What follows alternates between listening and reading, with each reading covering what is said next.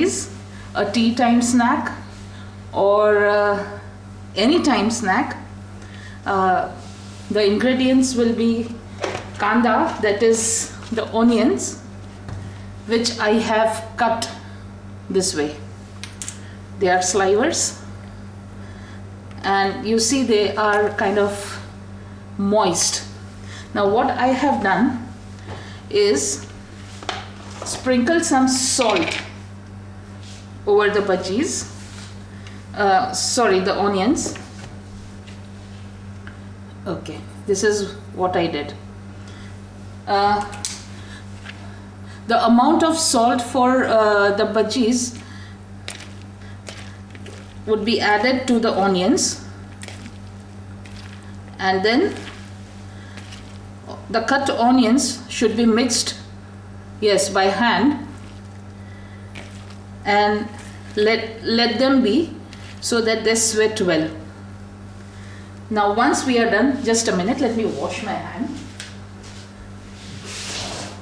Okay, now once we are done with this, I'll add a spoonful of oil. Okay, now the rest of the ingredients that we will require are, first, the chickpea flour. Okay, these are the carom seeds, which I'll take it out in my hand and then rub them this way with both my palms and then throw it in the onions. So I have put the carom seeds first.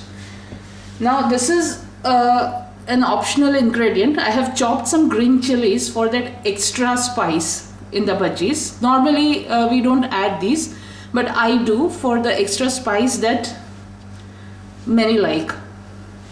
So that's what we add.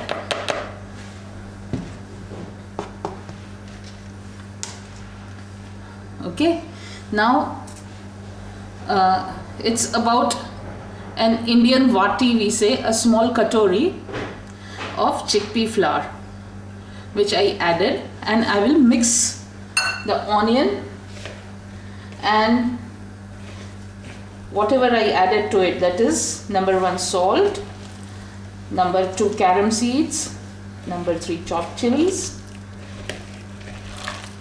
and that's it.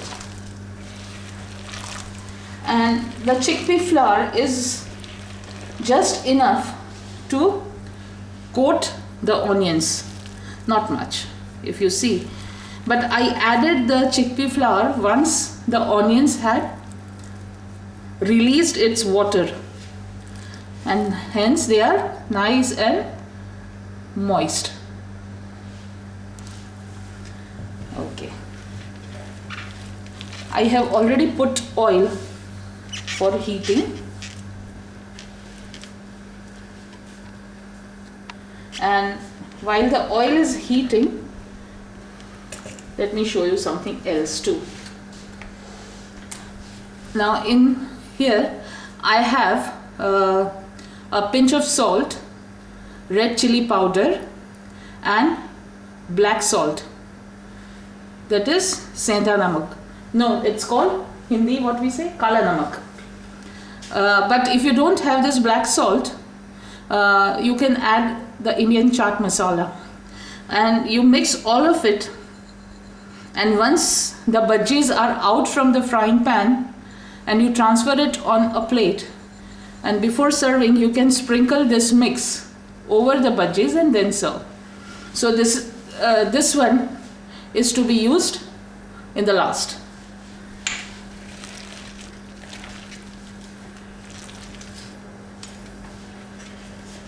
Okay, now let's see if the oil is okay. The gas is not going to be on a very high flame, it's going to be on a high towards the medium flame. Can you get me that jar?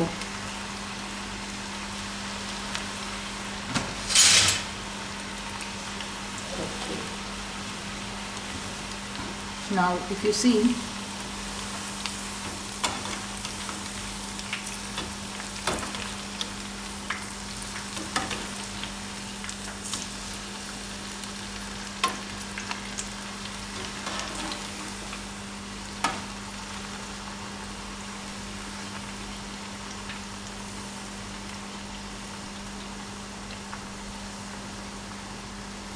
now we just wait for the bhajis to fry.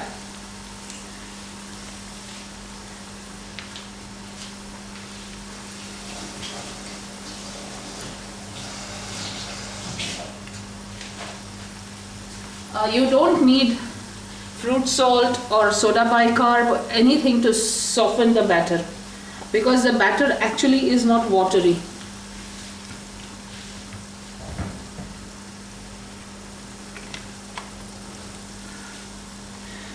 To make the bhajis even more crispy, you can add a little bit of semolina when you are mixing everything. Okay, my flame has gone down, so I need to turn on the gas slightly more, or the bhajis will come out terribly soggy and oily. Okay, let me finish the batch and we meet again.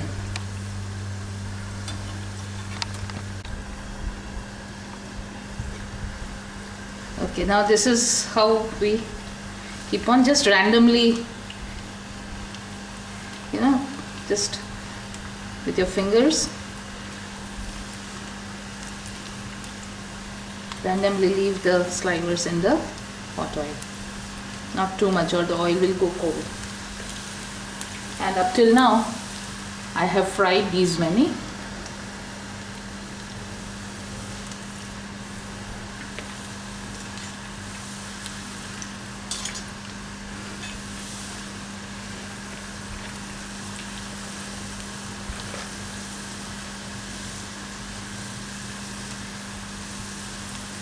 You can add a variety in this batter, like when you kind of cut the slivers of the onion, you can add some spring onions, that is the scallions, finely chopped. Even kind of you can wash the frozen mixed veggies and in just hot running water, drain them well and add them to this batter, and it will just add taste, and you will enjoy the crispness of the fried peas and carrots and all that comes in the medley.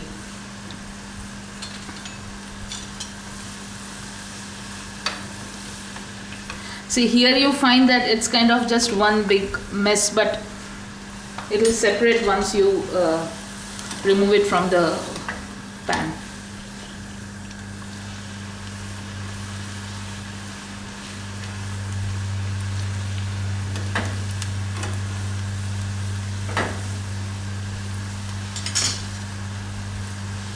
It's basically a game of patience, not very high heat of the gas.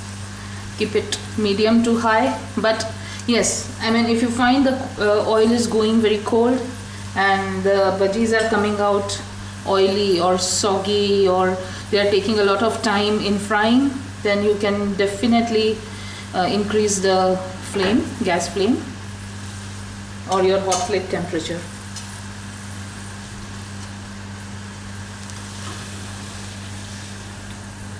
No, they are still to be done. Yeah, this one is done.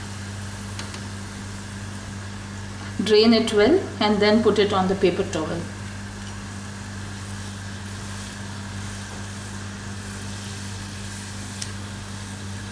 See, this needs a little bit of frying. I mean, if while you are dropping the batter in the hot oil, if the batter manages to kind of land on top of one, on top of the other, then this is what happens. Okay, we are done with this. Now the last of the bhaji. Just with your thumb, just keep on dropping little by little. And this goes the last of the sliver.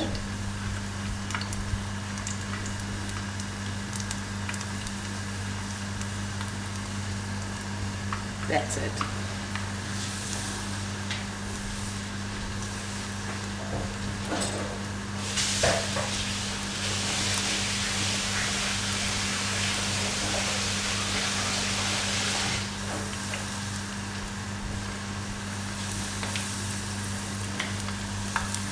The chickpea by nature, the flour is very sticky, so it will definitely stick to your hand.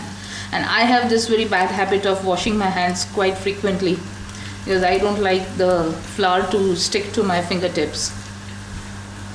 So I keep on washing my hands. But well. Mummy, does the chickpea flour have any cosmetic use? Oh yes. Oh yes. By the way, the voice that you heard was my teenage daughter Lavanya.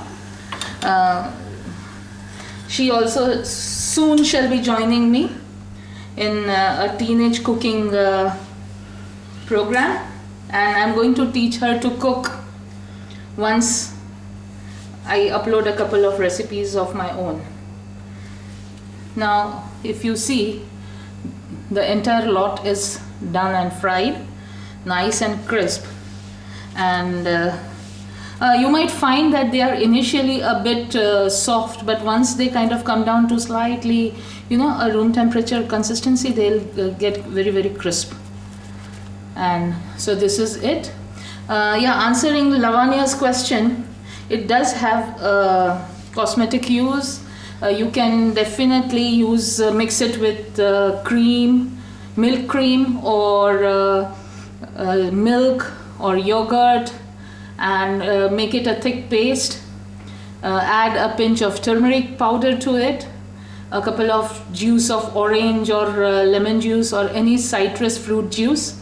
Apply it well on your face. Allow it to dry. Scrub it off with moist hands and just wash it off. No need for the soap. Actually, it acts as a soap, natural soap. You can use it for scrubbing your body also. It's a good body scrub if used like this. You can wash your hair also with the chickpea, but that we can talk later. I hope this was helpful to you. You'll make this at home. I definitely encourage everyone to cook at home, have fun, eat with the family members, and enjoy. Happy cooking.